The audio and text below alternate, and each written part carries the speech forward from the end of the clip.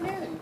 Thanks everybody for coming in this afternoon, and welcome to this afternoon's reading by Claire Messud as part of the Newhouse Distinguished Writer Series. I'm delighted to introduce our host for this afternoon's reading, Duncan White, who has been a resident fellow here at the Newhouse Center for the whole year. Duncan has been working on a forthcoming book project called Coarse Print Durable Pigments, Vladimir Nabokov's Bibliopoetics, and this is part of a larger research project about the Russian cultural influence on American literature. And Duncan has done a really nice job this past semester putting together a lecture series on Cold War culture, and little did we know the Cold War is coming back. Right? With a vengeance. It's here again, and we're all ready for it. In addition to his scholarly endeavors, Duncan has also been writing book reviews for the Daily Telegraph, the Literary Review, and Junket, and so I'm really pleased to have him here to help us have a conversation with Claire after our reading. So let me now just remind you to turn off your noise-making devices if you haven't done so already. The plan will be for Duncan to introduce Claire and for Claire to read for a while. Then the two of them will have a public conversation here that we get to eavesdrop on, and then eventually they'll open things up for questions from the audience. After the reading, we have books for sale in the room over there and to be signed by the author. So thanks again for coming, and I'll hand things over to Duncan.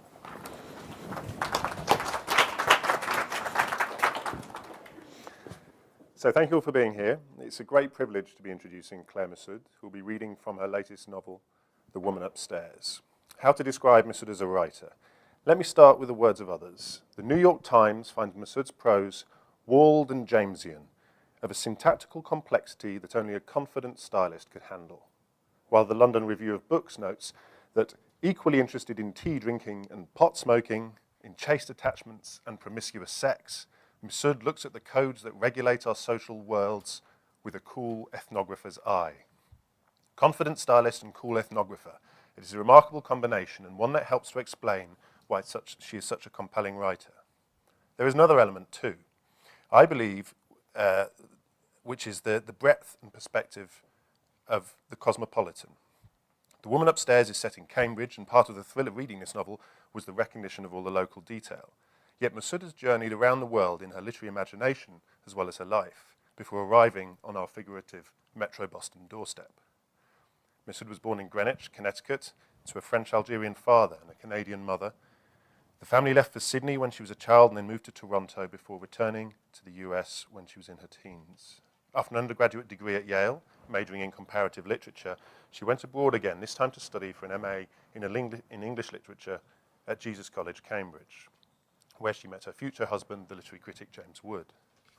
Messud was resolved to become a writer. In 1990, she enrolled in the creative writing program at Syracuse, which was haunted by the pervasive presence of Raymond Carver's macho minimalism. She hated it and dropped out. She returned to the UK, where she took a temp job in a publishing house in London. Despite these two discouraging events, she continued writing and 4 years later published her first piece, a short story, The Professor's History, with the British literary magazine Granta. That same year, her first novel, When the World Was Steady, was published, a story about two sisters set in Sydney, London, and on the islands of Bali and Skye. In 1999, she published The Last Life, a novel about 3 generations of a family that sweeps between New England, France, and Algeria. In The Hunters, published in 2001, Messud composed 2 novellas, one about a Ukrainian woman working as a cleaner in Toronto who is revealed to have suffered terrible traumas in the Second World War. The other about an American academic in London who begins to spy on her strange neighbours downstairs with their horde of pet rabbits. In her work, she returns repeatedly to the consequences of history for her characters, of the legacies of displacement, colonialism, and war. Then history arrived in a new form. She was composing her first novel about Americans in America, set in New York City, when the events of 9/11 took place. In subsequent interviews, Messud revealed that she had suspended work on the novel, feeling she could not now complete it. Yet rather than abandon the project, Messud instead incorporated the attacks into the novel itself, and The Emperor's Children, published in 2006, became one of the most perceptive and nuanced portraits of the generation that came of age in that moment. The New York Times described it as, quote, a formally nimble novel of formidable scale. and the critical and commercial success of the novel matched its ambition. It spent 9 months on the bestseller list, a remarkable achievement for a work of serious literary fiction, and it has been translated into more than 20 languages. How to follow a success like The Emperor's Children? Well, many critics have found her fifth novel, The Woman Upstairs, to be her best yet. The New York Times described it as exhilarating and claustrophobically hypnotic, while The Guardian called it blazing and brilliant. Any novel that opens with an epigraph from Mickey Sabbath was always going to be a winner for me. So, without further ado, please join me in welcoming Claire Messud.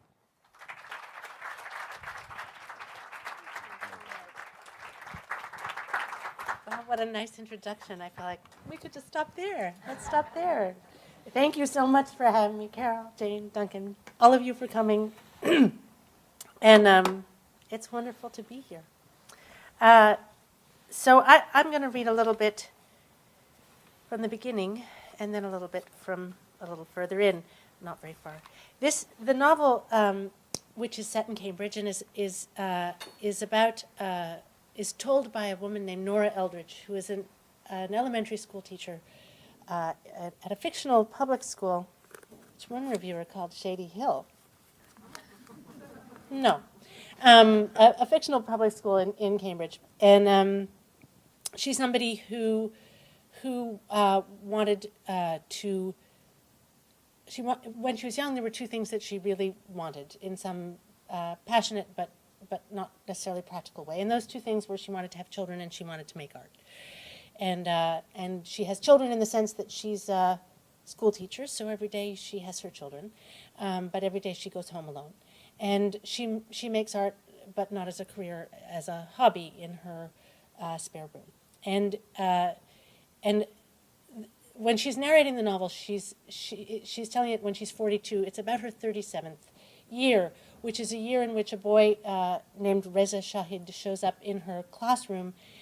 He is in her third grade classroom, and he's visiting for the year. His father is on a fellowship at Harvard, and it turns out that his mother is an artist. And they've come from Paris. His father's Lebanese, his mother's Italian. They're cosmopolitan. And having thought that all her dreams had passed her by, she has a year of curiosity and wonder and discovery and joy and fun, and a feeling that everything is still ahead. And then at the end of the year, they pack up and go back to Paris because that's what they were always going to do. So if you've heard anything about Nora and you've heard that she's angry, some people have heard that she's a little angry. She's not angry the whole book through. She's angry in the telling, so she's angry at the beginning because it's told retrospectively, and she's angry at the end. But in the middle, she's full of it's a good time. She's having fun, I think she's angry in proportion to how much is at stake for her. The idea that it's really sort of her whole sense of herself and her sense of possibility in her life is what's at stake for her. I can go on endlessly, but I will just read you a little bit and then we can talk afterwards. There's a little swearing, I'm sorry. On the radio they bleep it, but I can't do that. How angry am I? You don't want to know. Nobody wants to know about that. I'm a good girl, I'm a nice girl, I'm a straight-A, straight-laced, good daughter, good career girl, and I never stole anybody's boyfriend, and I never ran out on a girlfriend, and I put up with my parents' shit and my brother's shit, and I'm not a girl anyhow, I'm over 40 fucking years old, and I'm good at my job, and I'm great with kids, and I held my mother's hand when she died after 4 years of holding her hand while she was dying, and I speak to my father every day on the telephone, every day, mind you, and what kind of weather do you have on your side of the river, because here it's pretty gray and a bit muggy too. It was supposed to say great artist on my tombstone, but if I died right now, it would say such a good teacher, daughter, friend instead. And what I really want to shout and want in big letters on that grave too is fuck you all. Don't all women feel the same? The only difference is how much we know we feel it, how in touch we are with our fury. We're all furies except the ones who are too damn foolish. And my worry now is that we're brainwashing them from the cradle, and in the end even the ones who are smart will be too damn foolish. What do I mean? I mean, the second graders at Appleton Elementary, sometimes the first graders even, and by the time they get to my classroom, to the third grade, they're well and truly gone. They're full of Lady Gaga and Katy Perry and French manicures and cute outfits, and they care how their hair looks in the third grade. They care more about their hair or their shoes than about galaxies or caterpillars or hieroglyphics. How did all that revolutionary talk of the 70s land us in a place where being female means playing dumb and looking good? Even worse on your tombstone than dutiful daughter is looked good. Everyone used to know that. But we're lost in a world of appearances now. That's why I'm so angry, really. Not because of all the chores and all the making nice and all the duty of being a woman, or rather of being me, because maybe these are the burdens of being human. Really, I'm angry because I've tried so hard to get out of the Hall of Mirrors, this sham and pretend of the world, or of my world, on the east coast of the United States of America in the first decade of the 21st century. And behind every mirror is another fucking mirror, and down every corridor is another corridor. And the fun house isn't fun anymore, and it isn't even funny, but there doesn't seem to be a door marked exit. At the fair each summer when I was a kid, we visited the fun house with its creepy, grinning plaster face 2 stories high. You walked in through its mouth between its giant teeth along its hot pink tongue. Just from that face you should have known. It was supposed to be a lark, but it was terrifying. The floors buckled or they lurched from side to side, and the walls were crooked, and the rooms were painted to confuse perspective. Lights flashed, horns blared in the narrow, vibrating hallways lined with fattening mirrors and elongating mirrors and inside-out, upside-down mirrors. Sometimes the ceiling fell or the floor rose, or both happened at once, and I thought I'd be squashed like a bug. The funhouse was scarier by far than the haunted house, not least because I was supposed to enjoy it. I just wanted to find the way out. But the doors marked exit led only to further crazy rooms, to endless moving corridors. There was one route through the funhouse, relentless to the very end. I've finally come to understand that life itself is the funhouse. All you want is that door marked exit, the escape to a place where real life will be, and you can never find it. No, let me correct that. In recent years, there was a door, there were doors, and I took them, and I believed in them, and I believed for a stretch that I'd managed to get out into reality. And God, the bliss and terror of that, the intensity of that, it felt so different. Until I suddenly realized I'd been stuck in the funhouse all along. I'd been tricked. The door marked exit hadn't been an exit at all. I'm not crazy. Angry, yes. Crazy, no. My name is Nora Marie Eldridge, and I'm 42 years old, which is a lot more like middle age than 40 or even 41. Neither old nor young, I'm neither fat nor thin, tall nor short, blonde nor brunette, neither pretty nor plain. Quite nice looking in some moments, I think is the consensus, rather like the heroines of Harlequin romances read in quantity in my youth. I'm neither married nor divorced, but single, what they used to call a spinster, but don't anymore because it implies that you're dried up, and none of us wants to be that. Until last summer, I taught 3rd grade at Appleton Elementary School in Cambridge, Massachusetts, and maybe I'll go back and do it again, I just don't know. Maybe, instead, I'll set the world on fire. I just might. Be advised that in spite of my foul mouth, I don't swear in front of the children except once or twice when a rogue shit has emerged, but only sotto voce and only in extremis. If you're thinking, how can such an angry person possibly teach young children, let me assure you that every one of us is capable of rage and that some of us are prone to it, but that in order to be a good teacher, you must have a modicum of self-control, which I do. I have more than a modicum. I was brought up that way. Second, I'm not an underground woman harboring resentment for my miseries against the whole world. Or rather, it's not that I'm not in some sense an underground woman, aren't we all, who have to cede and swerve and step aside, unacknowledged and unadmired and unthanked? Numerous in our 20s and 30s, we're positively legion in our 40s and 50s, but the world should understand, if the world gave a shit, that women like us are not underground. No Ralph Ellison basement full of light bulbs for us. No Dostoevskian metaphorical sub terra. We're always upstairs. We're not the mad women in the attic. They get lots of play one way or another. We're the quiet woman at the end of the 3rd floor hallway whose trash is always tidy, who smiles brightly in the stairwell with a cheerful greeting, and who, from behind closed doors, never makes a sound. In our lives of quiet desperation, the woman upstairs is who we are, with or without a goddamn tabby or a pesky lolloping Labrador, and not a soul registers that we are furious. We're completely invisible. I thought it wasn't true, or not true of me, but I've learned I'm no different at all. The question now is how to work it, how to use that invisibility to make it burn. So she's a little crabby.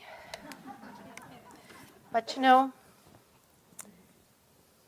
we're all a little crabby sometimes. I'm just going to have a little sip. I feel as though I feel as though I have a clothes peg over my nose. I hear, you know, this is the cold that won't go away. I hope none of you have it. Has it? None of you has it. Have it. Okay. From the beginning then, but briefly. I was born into an ordinary family in a town an hour up the coast from Boston called Manchester by the Sea. The 60s were barely a ripple there at the end of the Boston commuter line. It must have been our perfect beach, called Singing Beach on account of its fine, pale, musical sand, but perhaps also because it is so widely and so long lauded, that afforded me my delusions of grandeur. It makes sense that if you stand almost daily in the middle of a perfect crescent of shore with a vista open to eternity, you'll conceive of possibility differently from someone raised in a wooded valley or among the canyons of a big city. Or maybe, more likely, they came from my mother, fierce and strange and doomed. I had a mother and a father, a big brother, 8 years bigger than me, though, so we hardly seemed of the same family. By the time I was 9, he was gone. And a tortoiseshell cat, Zipper, and a mangy, runty mutt from the shelter named Sputnik, who looked like a wig of rags on sticks. His legs were so scrawny we marveled they didn't snap. My father worked in insurance in Boston. He took the train each morning, the 7:52, and he proceeded very respectably, but apparently not very successfully because my parents never seemed to have money to spare. My mother stayed home and smoked cigarettes and hatched schemes. For a while she tested cookbook recipes for a publisher. She was paid for it, and for months she fed us elaborate 3- and 4-course meals that involved eggy sauces and frequently, as I recall, Marsala wine. Briefly and humiliatingly for me, she fancied herself a clothes designer and spent several months at the sewing machine in the spare room in a swoon of tobacco smoke. Her output was at once unusual and not unusual enough. She made paisley jersey mini dresses for girls of my size, not at first glance dissimilar to those off the rack, but then you'd see she'd cut portholes around the midriff and edged them with rickrack so that a girl's white tummy would peer through, or that she'd made the sleeves so they attached not with seams, but with a flurry of ribbons, a circle of multicolored bows that would look bedraggled after a single washing. Cheerfully impractical, she ran up at least 24 outfits of various designs the summer I was 9, and then took a booth from which to flog them at the fair in a neighboring town. I refused to sit with her there in full view on a brilliant Saturday in July, and went instead with my father on a tedious round of errands, the cleaner's, the liquor store, the hardware store, stifling in the car, but immeasurably relieved not to risk being seen by my schoolmates under my mother's hideous handmade sign. My mother was a beloved embarrassment. She sold a few of the clothes, but clearly felt the experiment hadn't sufficiently succeeded, and the suitcase was stowed unemptied in the attic. Before too long, the sewing machine also migrated upward, and my mother entered one of her darker phases until the next eureka moment struck. Certainly my mother, unlike my father, instilled in me the sense that unpredictability was essential.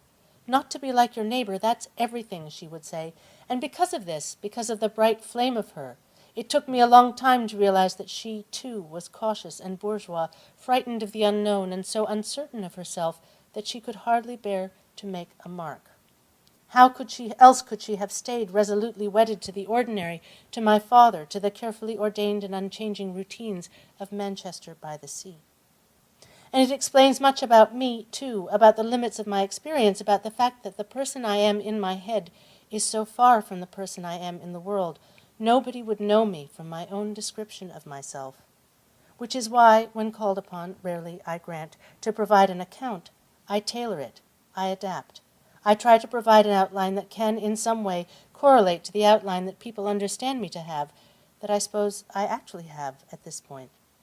But who I am in my head, very few people really get to see that. Almost none. It's the most precious gift I can give to bring her out of hiding. Maybe I've learned it's a mistake to reveal her at all. So, from our ordinary family in our ordinary house, a center entrance colonial with its potted geraniums on the stone porch and its charmingly untended yew hedges nibbling at the windows, I made my way out into the ordinary world, to the local elementary school, the local middle school, the local high school. I was popular enough, universally liked by the girls, even liked when noticed by the boys, though not in a romantic way. I was funny, ha-ha, not peculiar.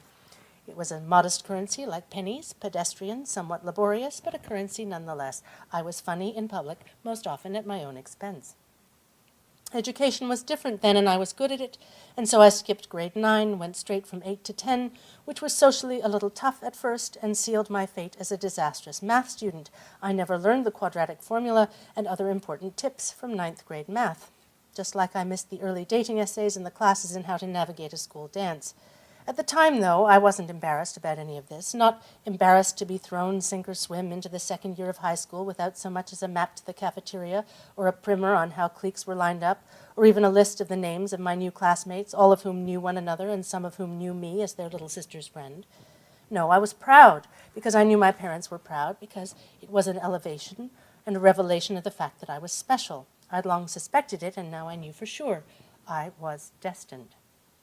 When you were a girl, you never let on that you are proud, or that you know you're better at history or biology or French than the girl who sits beside you and is 18 months older.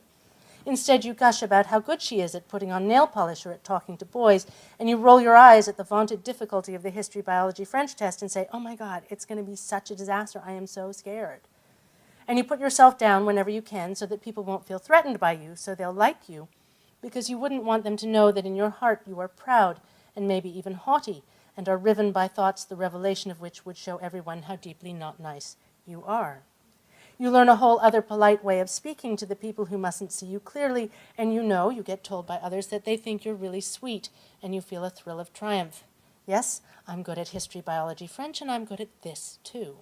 It doesn't ever occur to you as you fashion your mask so carefully that it will grow into your skin and graft itself, come to seem irremovable.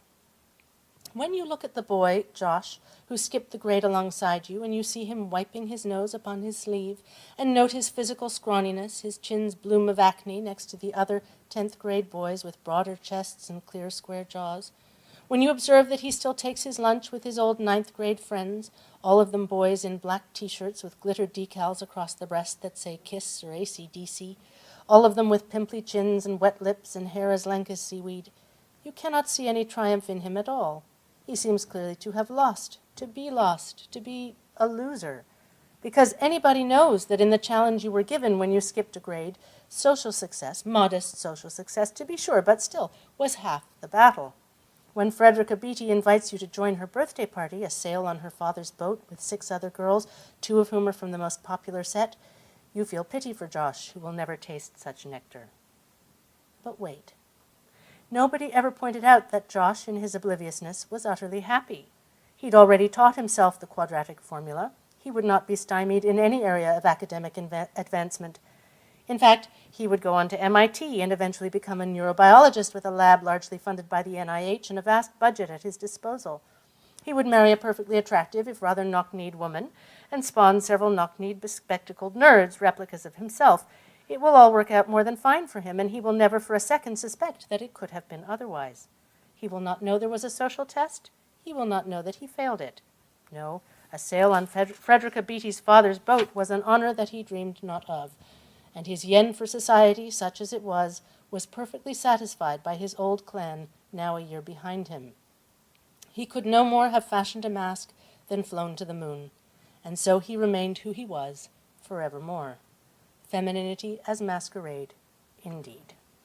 I'll stop there. Thank you.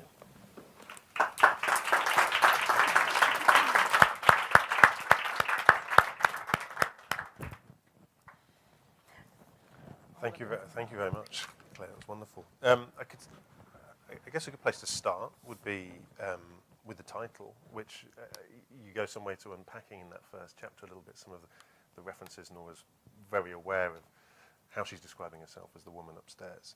Can you maybe tell us a little bit how that came about? The truth is that came from me and not Nora. Some things came from Nora. The first chapter really did come like a marble to me, and then I had to figure out who she was and why she was on about it in this way. But that that was me, and you know, what it comes from is it seems so. Anytime you explain things, it seems bad. But I read Notes from Underground as a senior in high school in a sort of amazing English class where the teacher clearly got to choose. We read 100 Years of Solitude and Walker Percy's The Moviegoer and The Death of Ivan Ilyich and Hamlet, you know, and Notes from Underground. And every time, each book we read was like fireworks going off in my head. It was incredibly exciting. But I remember thinking about Notes from Underground, how can it be that you're allowed to do this? Wow. You know, you can have this character with his unseemly thoughts, behaving so badly, remorseless about his unseemly thoughts, completely in his own head, and ever after I loved a ranter. I did. I've just always loved a ranter, but the ranting girls are thin on the ground. The girls don't rant. There are angry women characters for sure, but they tend not to be in first person, or they tend to have a more controlled delivery, or they and the woman upstairs, I think it was important to me that she isn't somebody who you would run into and think, oh, wow, she's trouble. You know, you would meet Nora and you would like her, and she would seem extremely well socialized. She's a wonderful teacher. She's great with the kids. She's great with the parents. She has friends. She's healthy. She goes jogging. She takes care of her family. She's a totally successful person. But this is her interior life. This is what never breaks the surface. And the surface is she's the woman upstairs. The surface is she's that nice neighbor. Oh, that nice neighbor. What's her name again? She's that person. And so there's that, the distinction that is raised within it about the mad woman in the attic, this kind of way that, you know, the angry women, the hysterical or crazy, or however that's been defined in the history of literature. Here you've got someone who's, I mean, in control of her anger to a degree, because she's writing to be angry, or she's speaking to be angry. But then, as you say, when she's with her children, there's only the occasional swearing sotto voce. Right, Yeah. right. She's not. You would never pick her out as an angry person. There was a when I was working on this novel, I had a fellowship for a year in Berlin, and I gave a reading, and one of the other fellows was a Dutch anthropologist in his 60s, and he came up afterwards, and he was not a talkative man, and I was very honored that he came up, and he said, I'm so glad you read that. And I said, oh, thank you. You know, why? And he said, you know, I never saw my mother angry. He said, when I was growing up, she was never angry, but on Saturday mornings we would have breakfast, and then she would go upstairs and clean the house while my father and we children stayed downstairs in the kitchen. And while she was changing the beds and sweeping the floors and cleaning the toilets, she would curse at the top of her lungs. She would just be swearing the whole time. And then she would come back down smiling, and we would pretend we hadn't heard, and we would go on. And he said, I think that's my experience of women and anger, is that. So I'm glad you wrote this. And I think anger's, it's not like anger's a popular emotion generally, but I think for women it's a particularly thorny. Well, one of the sort of the literary reference was she's talking about being trapped in a fun house, but she's called Nora, and I immediately think of Ibsen and the Doll's House. And sort of Ibsen's women could be angry on stage in a way that maybe, was shocking at the time, right? Yes. But, and considered very emancipatory. I mean, when you're making these literary references, how careful are you? I mean, some of those. Not sufficiently careful. No, but in terms of by drawing attention to them, is that a good way of kind of naturalizing them, if you see what I mean? Well, I think I reckon why not, right? Yeah. I reckon why not. To be honest, I hadn't read. I still haven't. I hadn't read it in 15 years. So it was, that's what I mean about insufficiently careful. It was an illusion in the most sort of there was no sort of conscious point-to-point correlation or response, my Nora in response to that Nora. It really was just, But that said, there are she gets in a number of little references. My editor said, "Are you sure you want to put those in there?" And I said, "Why not?" Like, I feel as though I am always in conversation with those characters and books that I've read, that I carry around in my head. Mm-hmm. It's a constant conversation. Once they're in your head, they're never out of it. Now, it's not as though there's any reference in this book that you need to know in order to make sense of the book. Mm-hmm. It's not as though it's a sort of trick thing for you to catch the reference to this or that. But on the other hand, if my character is to be real, then I assume that she too has, by the age of 40, a sort of pantheon of characters who are living with her, and so if she alludes to them in some way or other, obviously the Nora itself is a little bit different. Yeah. Because, but I think just in general, I feel as though we live in a time when people feel ashamed about, it's considered pretentious,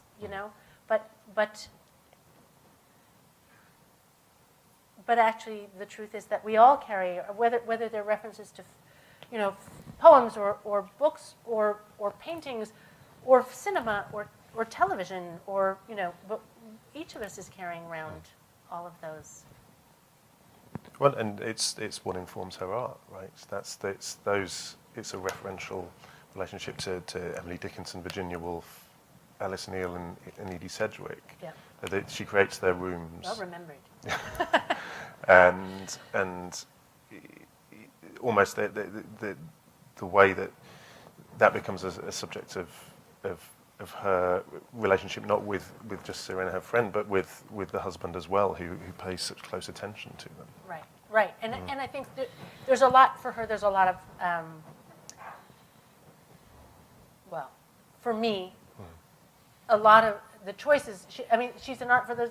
She's making the art that she's making. She's making these little sort of dioramas to do with these artists that Duncan just mentioned. So Virginia Woolf and Alice Neal and Emily Dickinson. Thank you, Emily Dickinson and Edie Sedgwick.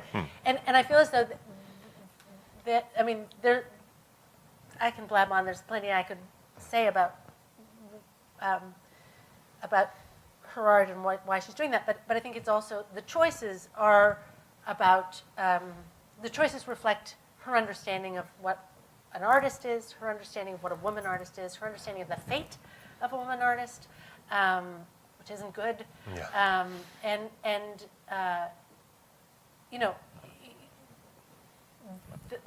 She's not conscious of that. In those choices, she's not conscious, I don't think, of what it reflects about her, in the way that, say, Skandar, the visiting guy, then becomes more conscious. Yeah. In the typical journalist, academic, interested in trends and things, but with the flamethrowers, and then Siri Husvet's new novel, The Blazing World, is also about a woman artist. It seems to be a kind of fertile terrain to talk about, issues of feminism, issues of creativity, and how they're stymied. Especially in a world when we're constantly told to be creative and to be ourselves. And do you see any reason why that would be a trend? Well, the honest answer, when my last book, The Emperor's Children, came out, I remember there was some online exchange where somebody said, why are all these people graduates of Brown? university, and the person replied, because they can't be graduates of Yale because she is. um, and, and I feel there's some, why are they all artists? Well, because that way they're not writers. That's the most cynical response, but that's not fair. Surely it is more, there's more to it than that. I mean, I certainly think that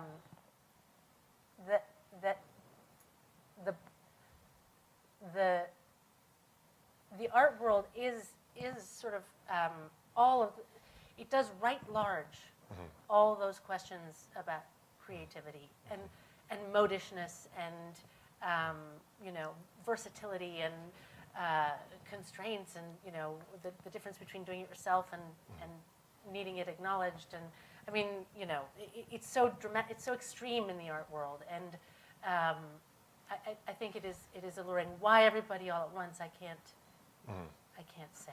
I don't know. Do you have a thought? I don't know. I think there's something that ties into those ideas of surfaces and celebrity and the way that art is made to move even more than any other form through these kind of social processes that then express, the prevailing attitudes, gender biases and things like that. And I think it can be a valuable vehicle to that. The idea of authenticity and. Well, it's so out there in some way that those trends, those issues or whatever might happen in literature, but with art you literally see them. You see them happening, and I don't personally go to biennales much, but if you do, I think you can really, if you go over 5 years, you can really watch a movement, from the popularity of one thing. I mean, it's like fashion shows. In terms of larger movements and so forth, I mean, you review fiction for New York Review of Books and New York Times, I think, and also you're teaching fiction at Hunter and is it Yale this semester? So, how do you feel about the way that young writers are approaching their subject? That's a really good question. Again, I'm not sure I have a good answer. It's very interesting. I do feel I teach graduate students at Hunter, and I've been teaching there for about 5 years. And one of the things about, I don't know if it's specifically Hunter, but I think it's often in MFA programs in creative writing, the students tend to be a little bit older. So they aren't right out of university. They're usually anywhere from sort of 27, 28 on up. And so it's teaching the undergraduates, which I haven't done in a while. I'm teaching the undergraduates at Yale, and it is very interesting because when you have a group of undergraduates writing fiction, you get some other sense of what, of the sort of, maybe it's only of the college that you're teaching at. I remember I taught for a semester, this is some time ago, I'd been teaching at College Park, Maryland. We were living in D.C., and I went to teach for a semester in Sewanee, Tennessee. And all the students in Sewanee, Tennessee wrote historical fiction and with a completely different set of cliches from the cliches that the kids in suburban Maryland were using. So people had raven locks in Sewanee, Tennessee, and it was rather wonderful. But all it described was, the culture of that particular college in that particular moment. So it may be wrong to generalize, but it is it is interesting to the undergraduates. I totally feel like a mother. What I am a mother, but what I discover is this seems a terrible thing to say. Sexual mores have really changed. They just really have changed. So I find myself saying. I found myself last week or the week before saying, I said, call me old-fashioned, but this is just this reader's experience. So when the narrator realizes that her boyfriend is very happy having sex with her, but he doesn't seem to really notice who he's having sex with, I have to say, I said, if that were me, it would be a bummer. I just, I don't want, I'm no judgment here, but that would be a bummer. And that didn't seem a given. No. That didn't seem a given, which was kind of wild. I was, so I feel as though that's the sort of thing that you learn about, which I don't know is really about what they're writing. It's more about what they're doing. But I do feel there's been a word dredged up from college. There has been some epistemic shift. I feel as though there has been, just in the past 4 or 5 years, some real shift in the way young people are reading and approaching things, and it is really different. And I don't have the measure of what people will be writing, how they'll be writing. I just feel as though it's a very different, for one thing, a very different attention span, and there is no. Young people are no longer bored. They're never bored. So how do you make art if you're not bored? I don't know. It's part of the job. I think it's a good time to throw open to some questions. Anybody want to start us off?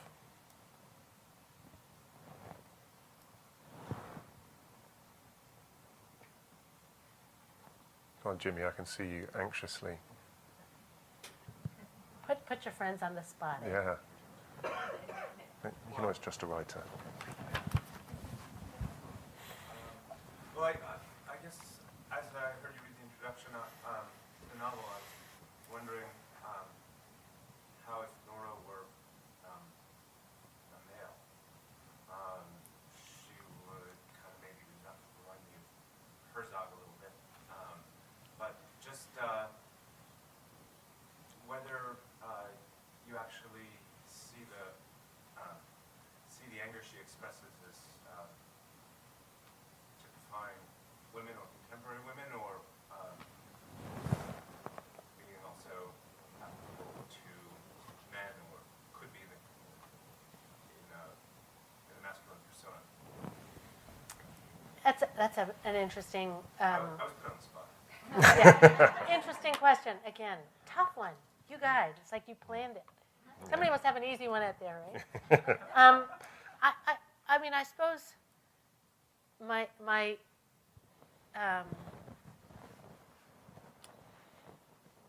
I think there are various sources for her anger. Suddenly comes to mind the ad in a Liverpool train station for a sports store. Now is the winter of our discount tents.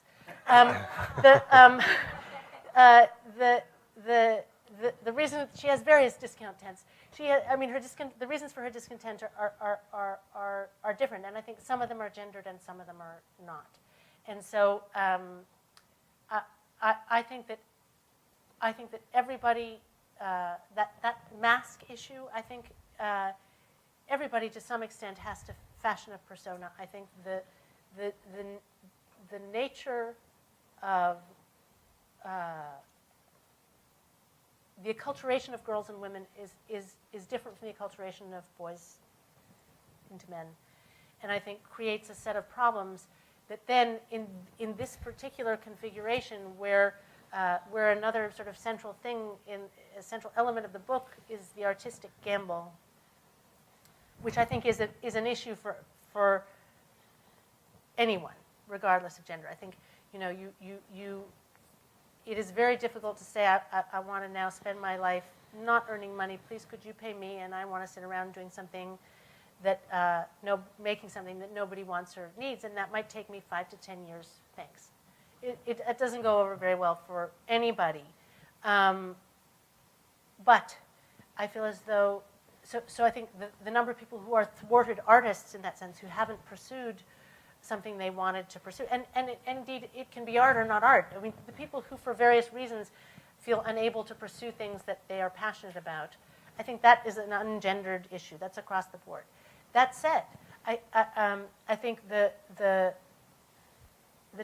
are very few templates for women of, as it were, the single-minded artist.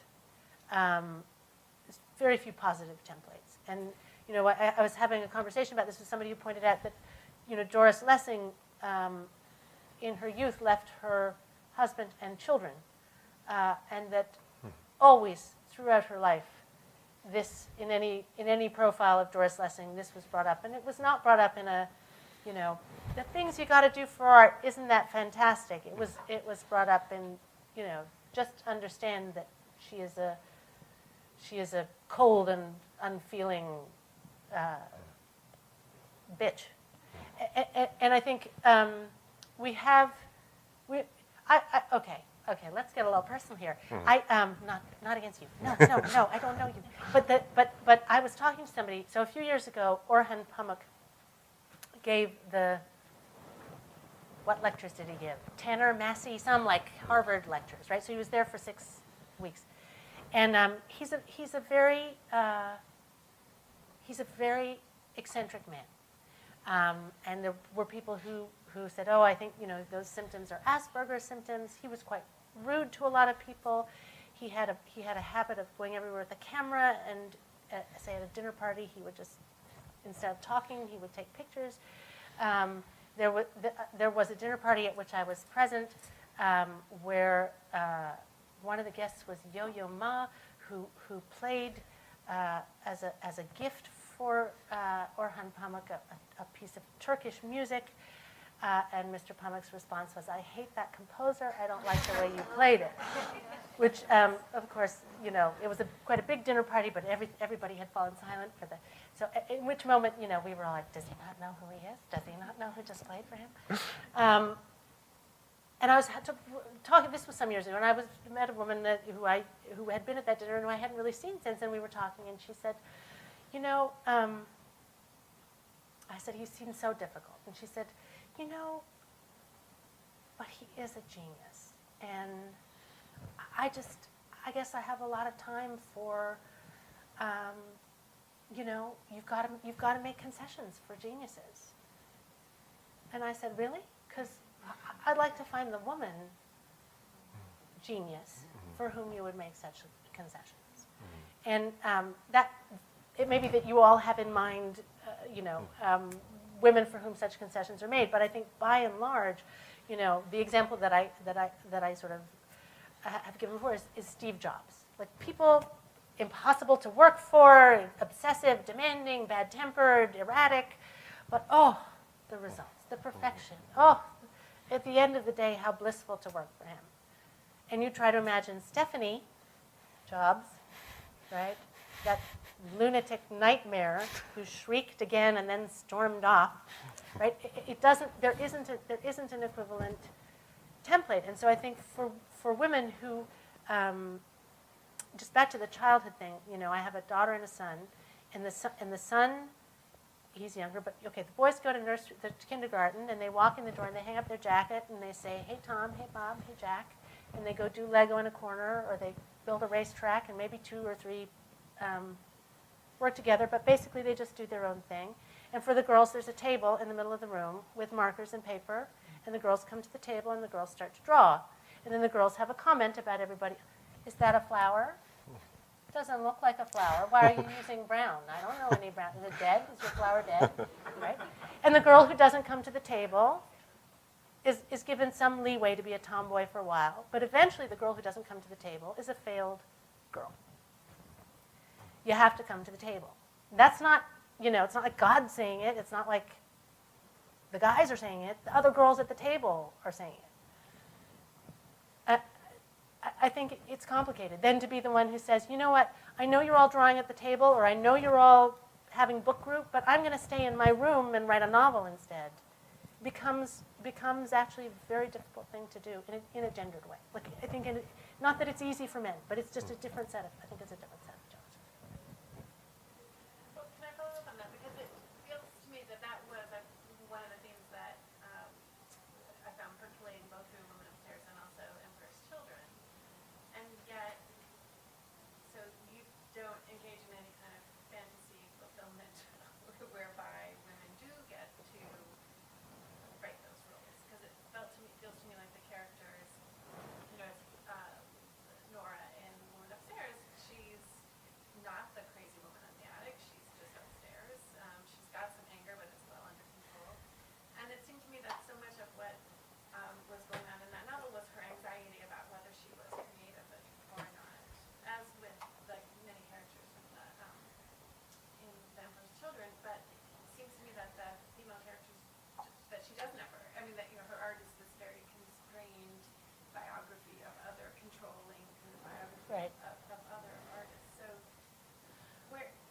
You want the happy free no, person. I- I think no. Serena is more free in some ways, her counterpart. I mean, I think, for me also the specific thing of Nora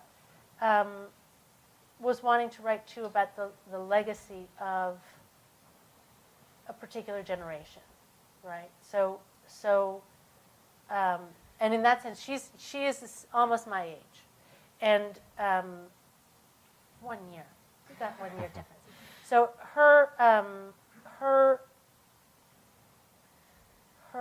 in her case, her mother has said to her, right, your financial independence is the most important thing you can do, and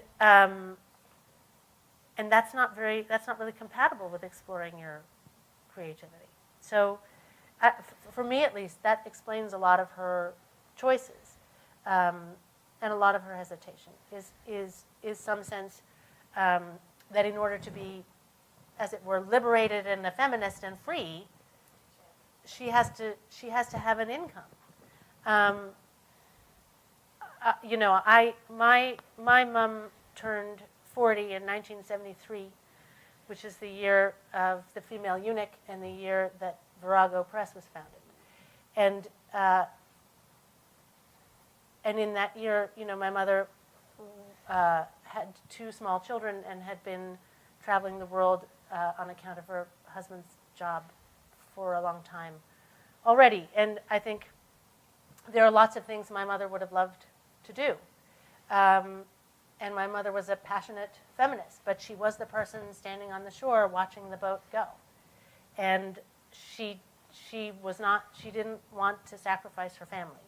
And she had friends who did sacrifice their families and made other choices. But she wasn't temperamentally able to do that. And I think it's interesting because I talk to women whose mothers, did sort of, I'm looking for the verb emancipate does not seem right, but like who went out and sort of did their thing. And that had its complications too. I think to be the children of that moment carries with it a certain legacy. And I wanted to write partly about that. And I don't think it's a legacy with an enormous, in which, I also feel we live in very conservative times. And so I guess the wish fulfillment of the artists who got the creative people who got to be free, maybe I have to set it in a different moment in time. But were you going to say? No, I was just interested in sort of what your thinking was in constructing the character in this way, and in making her an artist and an artist in a what I saw as a sort of self-controlled, Right. not the classic sort of artist as character who breaks rules, but in fact. But I guess I feel as though we have daughters almost the same age, and we were talking before about what it's like for them. I look at my daughter's almost 13, and I look at her contemporaries, and there are among them the girls, also the boys, who are entirely themselves. Like they can't do anything about it, right? They're just so much themselves that it's a burden sometimes, it's a blessing other times, but their outline is utterly fixed. But that's not most people. And I think most people's outlines are more malleable, and they will shape themselves. They will accommodate to, in the hope of some kind of survival, as it were. And I think those artists who throw open the doors, and there are a few of those, but most are not. In the section you read, you were talking about Nora sort of in high school being constructed from the outside in, whereas the nerd guy never got the message. I wonder if you think that is like a historically kind of, like a construction of subjectivity that depends on a historical moment, or open? Because you sort of see her being made, right? in I, that th- I moment. think it's, a, I think it, in a way, as I was saying, it's partly temperament. I think society will construct people as much as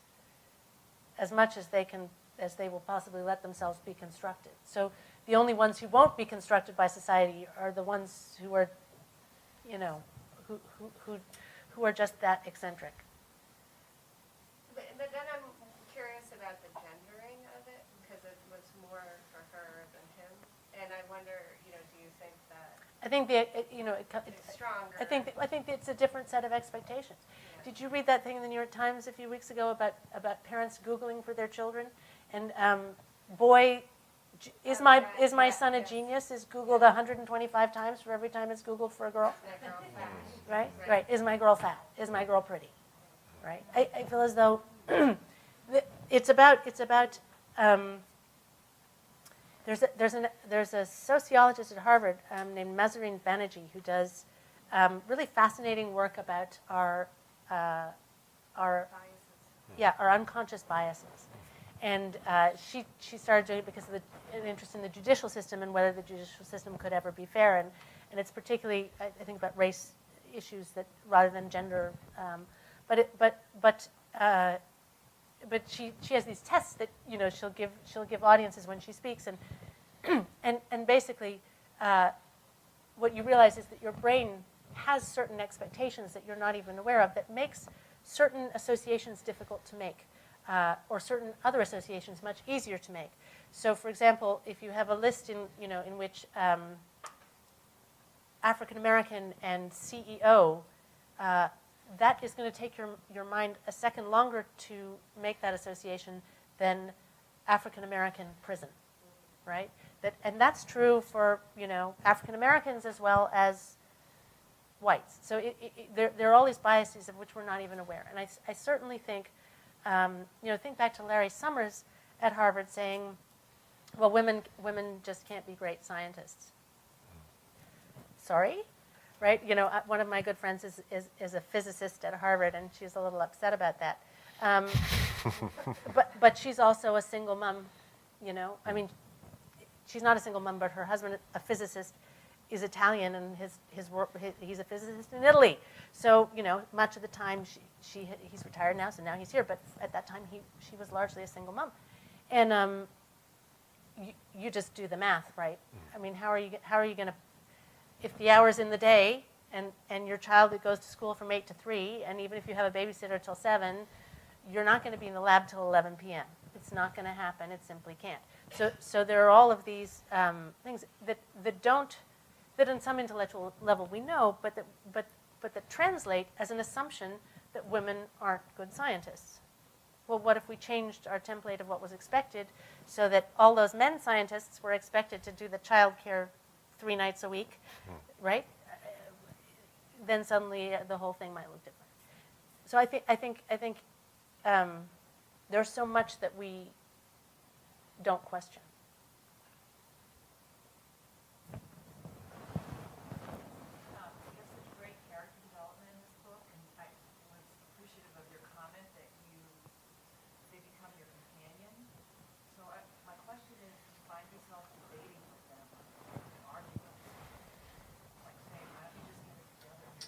Well, how do you balance that tension? How do you decide where to end? they certainly, you realize that you might want them to do something and they won't do it. You do have that problem. They are like children that way. They're just not going to do it. And I think the effort is always to try to follow the. Again, it sounds so, but to follow the human truth of something, right? Is if you figure out who someone is, and then you can try to figure out what they will or won't do. And if you don't know what they will or won't do, it might be because you haven't closely enough figured out who they are yet. Or it might be because there are a couple of things they might do. Then you get to choose for them.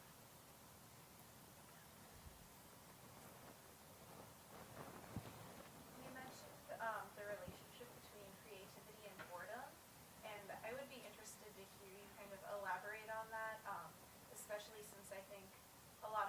writers of my generation are not being as bored for, various reasons. I think technology plays a really big role in that. Well, art of any kind is superfluous. I mean, it's also essential, but it is superfluous. It is an extra thing. And when there's no time for the superfluous, then there's no time for art. Art is like it's the strange formations that arise out of not a vacuum but a space. There has to be a space. I was just on this little flight to Ohio in this little itty bitty plane, and I didn't like it very much, and it was a little bumpy, and so I sort of stopped reading, and then I was kind of staring at the ceiling and a little at the window at the clouds, and all of a sudden, I thought, oh, there's an essay I want to write, and then not that I wrote the essay, but then I was taking, and then related to that there'd be another essay, and by the time we landed in Columbus, I had, a whole book of essays, not written, but potential. But that's because I was stuck somewhere doing nothing, and it is. We all have.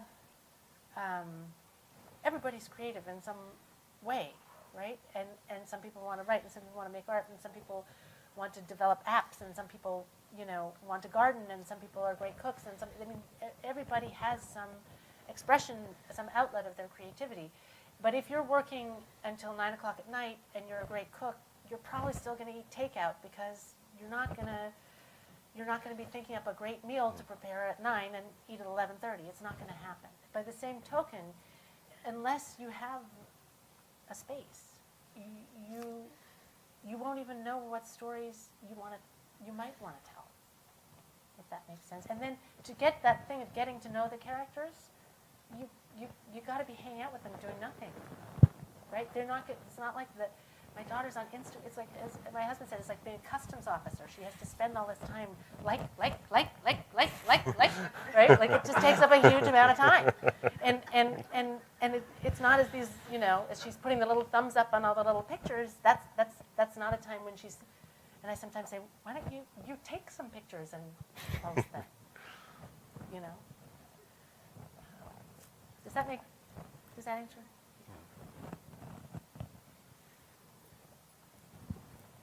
Oh, Diego? Following up on the creative space question, it seems to me that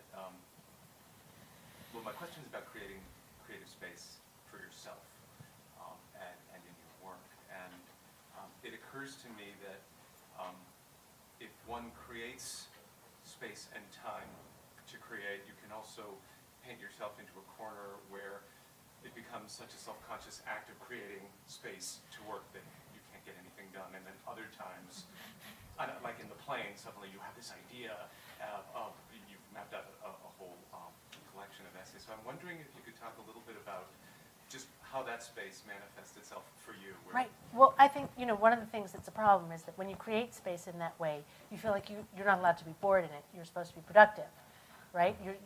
I've got some time. I've got my desk. As soon as you have kids, right? Like I've got some time, and the clock is ticking, and that's the loudest thing that you hear, and then you're just the idea that you would sort of sit there and kind of stare at the ceiling and twirl your pencil, like forget about it, and then there's the frustration, of what you failed to do in the time you set aside for yourself. But I think to come back to what you were raising, Carol, I think one of the reasons that that I have these tentative sort of failed characters, if you will, is that I'm incredibly bad at making the space. And I'm incredibly bad at it. And interestingly, my husband is bad at it too. We're both really bad at it. And I don't think that being good at it necessarily makes your work good, right? I think there are people who are good at making the space, but so what? At least I hope. But I think at some level, there's a new novel by Jenny Offel called Department of Speculation. I don't know. Her first novel came out about 15 years ago, and this one's just coming out now. And it's written in sort of fragmented style, but it's about a mother with a small child who wants to write. And it isn't autobiographical, she says, even though she is a mother with a small child who wants to write. But there is a thing about the time, and she sort of does the math, 22, 3 hours of this and 5 hours of this and, 60 hours in this amount of, and then says, you do the math. And I think I don't have an answer. I don't have an answer to how to not be self-conscious. I don't have an answer on how to make time better. Well, say no, right? I heard Russell Banks speaking, and he said, I've turned 70. He said, no more introductions, no more, no more reviews, no more answering email before 6 p.m., no more picking up the phone before 6 p.m. He said, there just isn't time. Death is too close. There's too much I want to do. And I feel like we should all take a leave. Yeah. Can you just talk a little bit about how an art critic decides what is good art or worthy art? Somewhere along the line, Serena was decided that she was a good artist, but I felt that Nora wasn't able to think that she could pass that test, whatever that test is, because she was, quote, a school teacher and she didn't have the wide variety to make an artist, and she would be looked down on. She didn't want to risk that assessment, like her friend. Right. I wish I could tell you how those art critics decide. Because they make or break people. Absolutely. And it's totally subjective. Absolutely. No, I mean, I know of instances. I'm friendly with it. I haven't seen her in a while, but friendly with a woman who is the curator now at the ICA, and I think completely passionate about contemporary art and very involved. But I think she's also very aware that when she turns and smiles on somebody, what that means. It means something enormous. And it is very different from publishing a book, right? Because just way more books get published, and there isn't. It's true, there are books that have a huge amount of money behind them, and other books that are published in a small way. But there's always the wonderful Paul Harding moment, right, where his novel Tinkers wins a big prize. It's published in the small arty press, and then he wins a big prize, and that's possible. Whereas I feel if you have a show in a gallery on Prospect Street in Somerville, it's unlikely to make the front page of the New York Times, right? It's just not.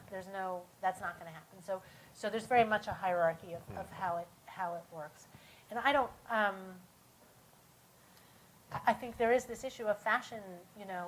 I have a very dear friend who's an artist, and she jokingly said, this is a few years ago, and probably the fashion has changed, but she said, we have a group of friends who have a secret figurative drawing meeting. We don't tell anybody about it because it's so unfashionable, that if anybody knew we were drawing figures, we would be ostracized, right? I mean, as I say, that may no longer be so. Maybe they can meet in the open now. They can come out of the closet. But I think, and it really does, shift, and it especially in this time of such a visual, we live in such a visually mediated culture. I think there's a particular shape or formation, a way that things go, things that look good online or that film. If you think of the rise of film in art making, part of it is at some point, when first people in the 70s and 80s, when people were making art films, you had to go to the museum to see it, and it was quite difficult. It was sort of inaccessible in some sense, and part of the allure of it was that. And now, of course, you can have the film on your phone and watch it on the bus on the way home, and it's just a very, I mean, that's a whole, there must be some artists and art historians who can sort of take over here, but that whole thing of the uniqueness of a work of art versus the I also thought it mass was scale interesting reproduction. that you put her portrayal in a video at Contemporary Society.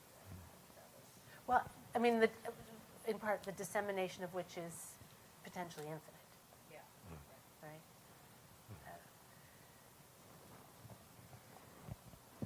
How do you, as a writer and also as an art critic, how do those two positions work for someone like yourself as a writer and then writing as a critic of someone else's work? Does that ever influence your own work?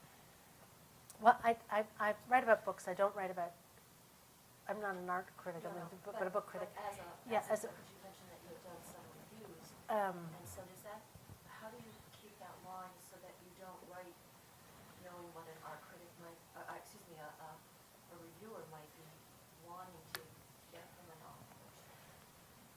How do you well, balance that? you know, Do you know any prominent reviewers? I'm married to one, eh? Yeah. And I was about to say a sort of terrible thing, which is, I can't say that. But I guess it's difficult to explain, but it seems so separate. It seems so separate, and I think as a reviewer, I'm often learning when I'm reading other people's work, and I'm learning what choices people have made, and you know, the wonderful thing that Truffaut started out as a film critic, and then he said, before he was a film critic, he just went to the movies all the time, and then he decided he'd better make them, because he said, the whole time I'm sitting there thinking, it'd be better if you filmed it from this angle, it'd be better if you did this. You know, I think there's some version of that you do. You do have to, as a reviewer, the hope is that you're approaching a work of art, and this is a teacher also, and trying to extrapolate what its Platonic version might be, and compare that work of art to its Platonic version, rather than to the version you might have done. It's not very helpful to be suggesting, well, I think it'd be better if you wrote sentences like mine, or I think it'd be better if no. You have to be trying to figure out what that person was trying to do, and see how close they came to doing what they were trying to do. But you can learn a lot from that. But it does seem a really separate, just almost a separate part of your brain. The other part is, one of the things that's sort of crazy about teaching writing and talking about teaching writing is that it's all bollocks, really, because when you're writing, you're just doing it. When you're writing, it's like being a kid, you're just doing it. And that's why you want to do it, is because it is exactly the same joy as when you're playing a pretend game as a 7-year-old, and you don't notice 5 hours going by, and you really think that you're in an RAF plane over Berlin in 1942, right? And and there they are, and you're shooting out. Like, it really is that. And when it's going well, it's really that. And so anything that anybody ever does to talk about it is sort of after the fact. And it's all sorts of other things too, because you're paying attention also to language. So there's some musical component, and both in terms of the words themselves, but also in terms of the arc or the structure of a story. I mean, all of these. It's some very unintellectual process. It's a very visceral thing, and so then revision has to have some intellectual component. One hopes, right? There has to be some thing when you go back to try to make it work better. and even sometimes to figure out what you were doing, which you didn't know you were doing, and see, how that can work out. But it does seem really separate the writing itself seems really separate from a critical eye. Okay, maybe one last one. Anyone else? I guess one last question I had was about whether you consider yourself a wholly American writer with your background, and whether that also facilitates you to maybe step outside slightly at times. I mean, this book again offers a critique of certain aspects of post 9/11 American insularity. How do you feel yourself? It used to be a big issue for me when I was young. I think it was a time when there was much talk of the great American novel, and I thought, well, I can't possibly write the great American novel. But again, times change, and I think even in that 20 years, a sense of what an American novel is has really opened up and evolved, and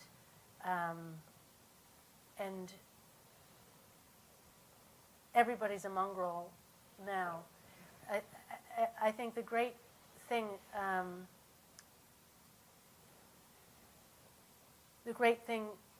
about this country is that you don't have to be anything specific to be part of it. I mean, I'm not I don't go around saying, I'm an American, but my other nationalities, I have 3, and the others are Canadian and French, and I grew up partly in Canada, and I have a lot of love for Canada, but I'm never Canadian enough. Insuffisamment Canadien. If I were sufficiently Canadian, I would have chosen to be in Canada. It's that simple. By not being in Canada, I am insufficiently Canadian. And of course, as for my Frenchness, come off it. I was talking to a young poet friend whose father is Irish and whose mother is French. She's American largely, although she was born in Ireland. And she said, I said, do you ever think of going back to live in Ireland? And she said, always growing up I wanted to get out of Ireland, until we came to America, I always wanted, to get out. And I said, oh, well, where'd you want to go? And she said, well, of course I wanted to go to France, because I knew from my mother that France was way better than Ireland. And then when we came to America, I knew that France was way better than America, too.